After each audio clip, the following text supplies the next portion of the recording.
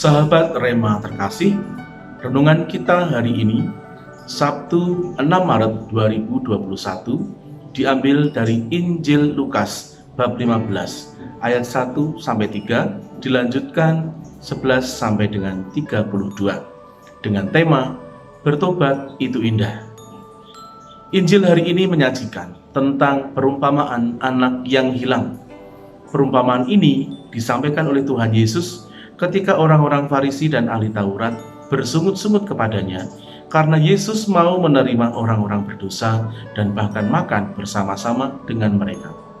Kita sudah akrab dengan kisah tentang anak yang hilang ini. Pesan utama yang ingin disampaikan tentu saja adalah kerahiman Allah yang begitu luar biasa untuk orang-orang yang berdosa. Seberat apapun dosa dan pelanggaran kita, Allah tetap mengampuni kita.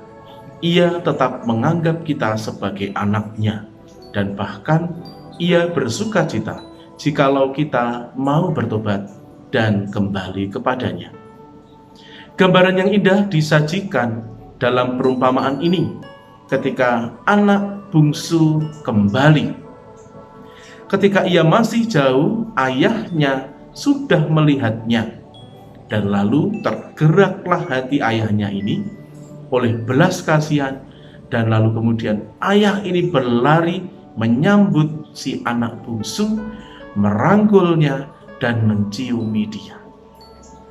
Lalu ayah tadi tidak mempedulikan apa yang menjadi kata-kata ketidakpantasan si anak bungsu, dan dia kemudian menggelar pesta yang begitu meriah untuk menyambut kedatangan si anak bungsu yang kembali entah dari mana. Sebuah gambaran yang sangat indah. Saya membayangkan ketika ayah kita, orang tua kita, sudah tidak mempedulikan lagi kesalahan-kesalahan yang kita buat. Dan ketika kita minta maaf, kita minta ampun, ayah kita sungguh memeluk kita, memberikan yang terbaik untuk kita, bahkan tidak mau membicarakan lagi apa yang menjadi dosa dan kekurangan-kekurangan kita, kesalahan-kesalahan kita. Ayah dalam perumpamaan ini tadi menggelar pesta yang meriah, menyambut kedatangan si anak bungsunya yang sudah kembali ini. Si bungsu diberi pakaian yang indah, diberi makanan yang terenak, dan suasana yang sungguh sangat-sangat membahagiakan.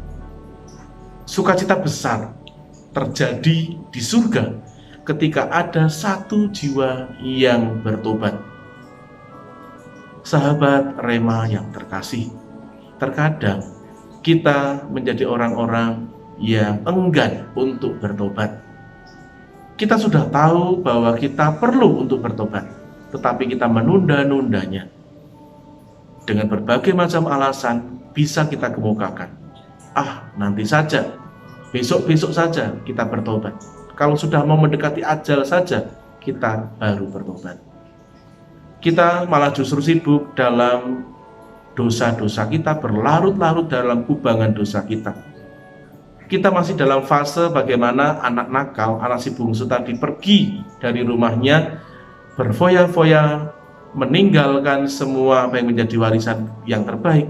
Kita menyia-nyiakan rahmat keselamatan Tuhan dan sebagainya. Ayo, saudari-saudara, kita kembali kepada Tuhan. Di masa Prapaskah ini, kita semua diajak untuk tidak anti di dalam bertobat.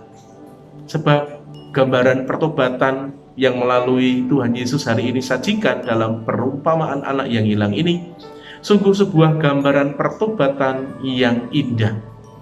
Bertobat rupa-rupanya sungguh-sungguh indah dan menyenangkan, membahagiakan. Terutama tentu saja ini dari pihak Allah, dari sudut pihak Allah. Allah bersuka cita ketika kita kembali kepadanya. Maka saudari-saudaraku, semoga gambaran tentang pertobatan ini menginspirasi kita semua untuk segera bertobat, tidak menunda-nunda. Jangan takut untuk mengaku dosa, dan akhirnya kita kemudian merasakan sukacita yang juga Allah rasakan karena satu jiwa yang bertobat. Semoga Allah memberkati kita, Bapa dan Putra dan Roh Kudus. Amin. Keluarga kudus, doakanlah kami.